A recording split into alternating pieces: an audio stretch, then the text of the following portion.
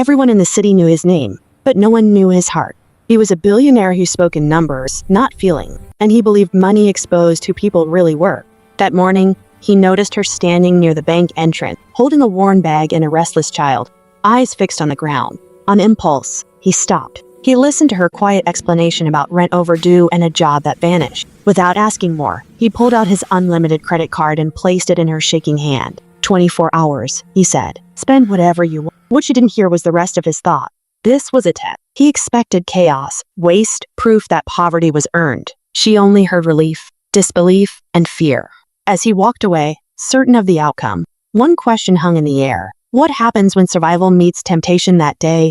Her life had never paused long enough to recover. Bills stacked like warnings on the kitchen table, each one louder than the last. The eviction notice was full and unfolded so many times it felt thin as paper gilt. Her child coughed through the nights. Medicine stretched carefully. Doses counted twice. Jobs came and vanished without apology, always just before stability arrived. She woke before sunrise, slept after exhaustion won, and still fell behind. People called it bad choices, but they never saw the choices she never had. Every dollar was already promised before it arrived. Every dream was delayed for something more urgent. The card in her pocket felt heavy, almost dangerous, like hope she didn't trust yet. She didn't think about luxury or revenge or proving anything. She thought about time. 24 hours to breathe, protect, and fix what could be saved. The clock was hers at last. He told himself there were no rules, but in his mind, the verdict was already written. He imagined designer bags, reckless spending, proof that generosity only fed entitlement. The card was bait, and he was waiting for the moment regret would feel justified. From a distance, he checked the time, confident the first charge would come fast. It didn't. She stood outside a small grocery store, the card resting against her palm, untouched. No one had said she was being watched, yet she felt it in her chest, that familiar pressure to prove she deserved help. Fear whispered that one wrong move would confirm every judgment ever made about her. Dignity argued back, reminding her she had survived worse without asking. The minutes passed, heavy and loud. This wasn't about money anymore. It was about who she was allowed to be when given a choice, and whether that choice would cost her everything. The first charge appeared quietly on his phone, so small it almost felt like a mistake. Groceries. Basic ones. Bread, fruit, rice. Nothing branded, nothing indulgent. He frowned, refreshing the screen, waiting for the real spending to begin. Minutes later, another charge. Medicine from a neighborhood pharmacy, the kind locked behind a counter. Then school supplies, notebooks and pencils, chosen carefully as if even the card might judge her. She moved through the aisles with a list folded in her hand, apologizing to no one and everyone at once. She checked prices twice, returned items that felt unnecessary, ignored the stares. There was no rush, no thrill.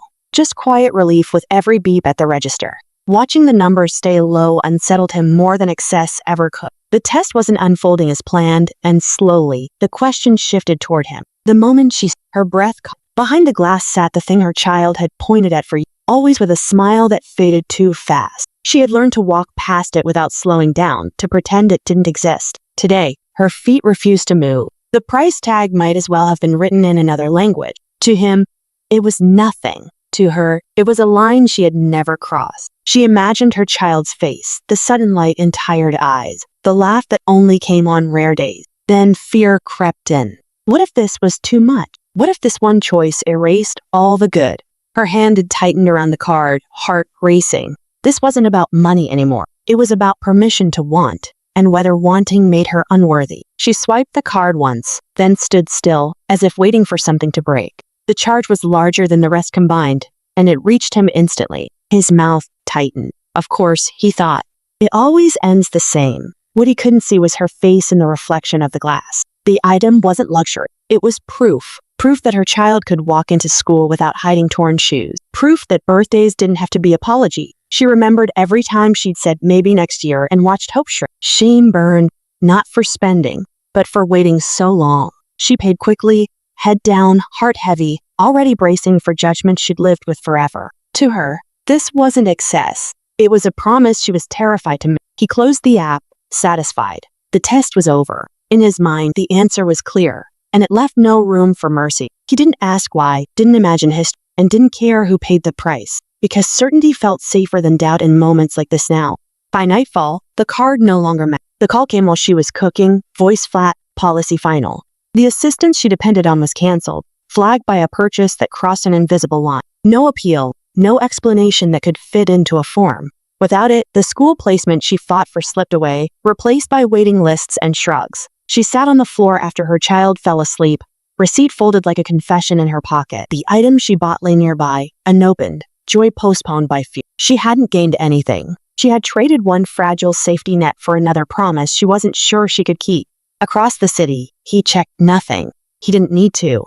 In his world, outcomes proved belief. He felt vindicated, yet the feeling passed too quickly, leaving a strange quiet behind. Somewhere between certainty and sleep, a question tried to surface. He ignored it, unaware that the real cost wasn't charged to his card, but to a future he'd just helped fracture forever.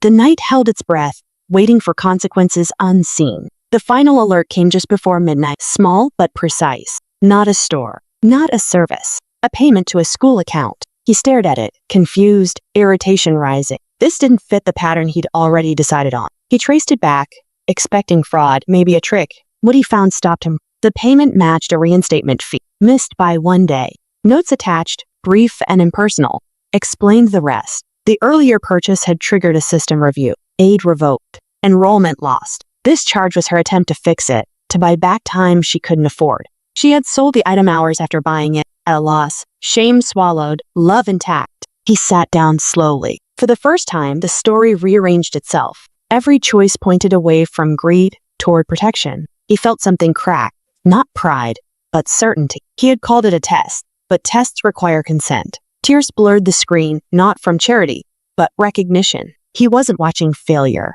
He was witnessing dignity under pressure, and realizing too late who had truly been exposed. The truth arrived quietly, and it changed him beyond repair. When he found her, there was no speech.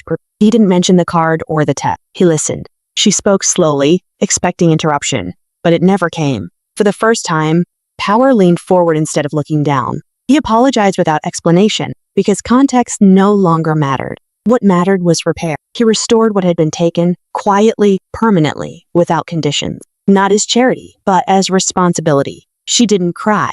Relief came softer than tears. Dignity returned in small breaths, in the way her shoulders lowered. He left changed, carrying less certainty and more care. She stayed rooted, knowing this wasn't rescue. It was acknowledgement, and that made all the difference. For them both, the future finally felt fair. The card was never the gift. It was a mirror. He learned that wealth without empathy is just control dressed as kindness. She learned that wanting more for her child was never a crime. Their paths separated, but neither returned the same. He moved forward quieter, listening before judging. She walked ahead steadier, hope replacing fear. In the end, money changed nothing. Understanding changed everything. And the silence afterward carried a promise that compassion would outlast every test forever given.